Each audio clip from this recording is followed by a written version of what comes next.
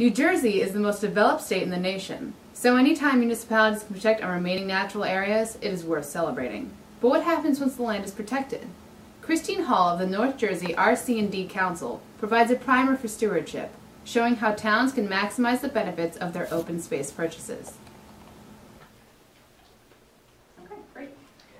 So I'm Christine Hall. I work for the USDA Natural Resources Conservation Service, and that group's been mentioned a couple times this afternoon. And I have the good fortune of getting to serve as the liaison to a 6-county nonprofit, the North Jersey Resource Conservation and Development Council. So actually the project I'm going to be speaking about is a project of that organization.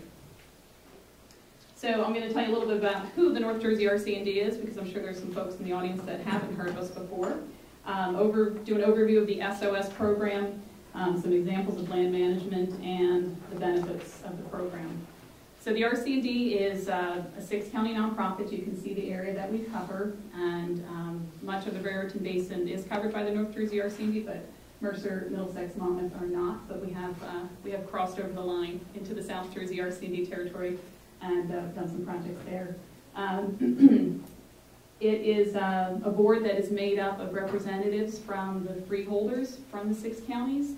They appoint representatives to serve on the board, and also the soil conservation districts. There are 5 soil conservation districts in this area, and they appoint members to the board as well.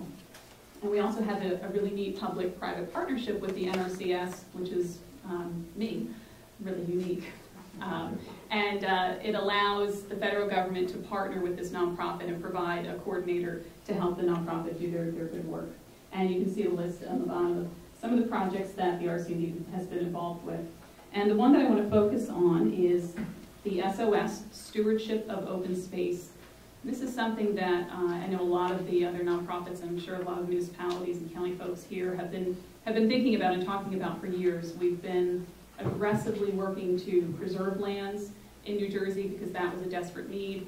And in many communities, the acquisition phase is sort of winding down. The lands that you really wanted to preserve are preserved, and now we're moving into a stewardship mode of what do we do with these properties? What is the best and highest use for them? And so North Jersey RC&D has been working with communities for nearly 40 years doing just that, doing land management projects. And we have a vast partner network, a lot of the other nonprofits locally, at the national level, whatnot, that we've worked with to do those projects. Just one little example to sort of highlight that need. White Lake, which is a property in Warren County, not in the Raritan, but it's a good example. The property was preserved because it had over 83 state, regional, national, or globally impaired plant and animal communities. So this is just amazing gem of a property. And because of lack of management, that was actually in jeopardy. Different plant communities were coming in, phragmites, invasives, and so there was an urgent need. We've preserved it, but we wouldn't actually be preserving the functions, the reasons that we had kept that property from being developed if we hadn't managed it. So we worked with Nature Conservancy and a whole list of partners to develop a plan, and Warren County stepped up and provided the funding annually to actually implement that plan. So that's a great success story. The SOS program, Stewardship of Open Space, currently is funded with support from the Geraldine R. Dodge Foundation, as well as Victoria Foundation and Conservation Resources, Inc. And we're just in the initial stages right now of developing the program, reaching out to municipalities to talk about their needs, how it would be funded long-term, because it's not, the intention is not to have it be grant-funded long-term. It would be a fee-for-service that could be provided to the municipalities. And the first tier, we have it broken up into 3 tiers. And this would apply really for anyone, whether you're working through this program or just working in your community. The first step is to inventory what you have. And many communities already have that. You have your ROS, your open space inventory. Many communities have natural resource inventories. But making sure that you have that information down to that detailed level for each preserved parcel. And I think a step that is often missing is setting community goals.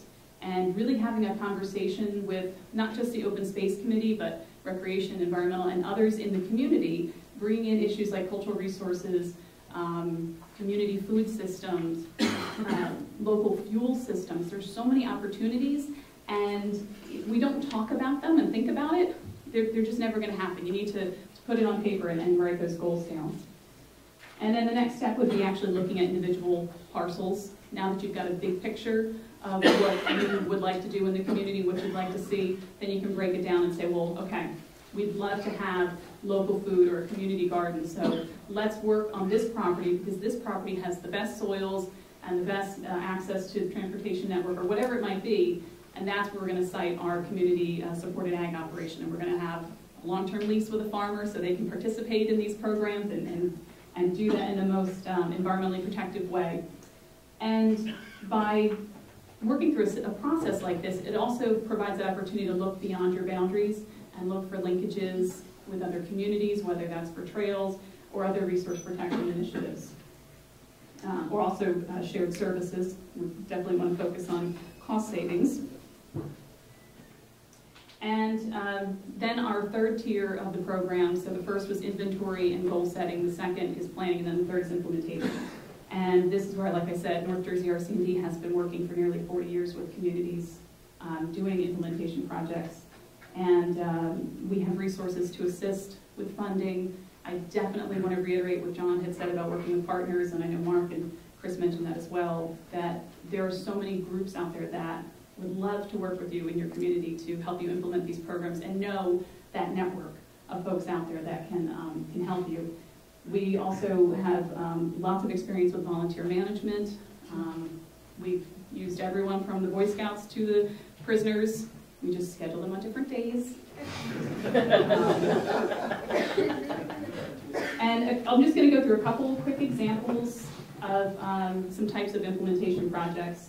And the first one, native warm season grasses. Some of you may be familiar with these. The grasses that you typically see in a recreation setting on a ball field and whatnot, those are typically European cool season grasses. They put on most of their growth in the spring and later fall, though, yes, we're all still out there mowing in the summer, but not as much this summer. And these grasses are the grasses that are native to this part of the world. You can see some of the examples: switchgrass, Indian grass, and then there's big and little blue stem, just a few of those. And you could plant those in areas where you don't need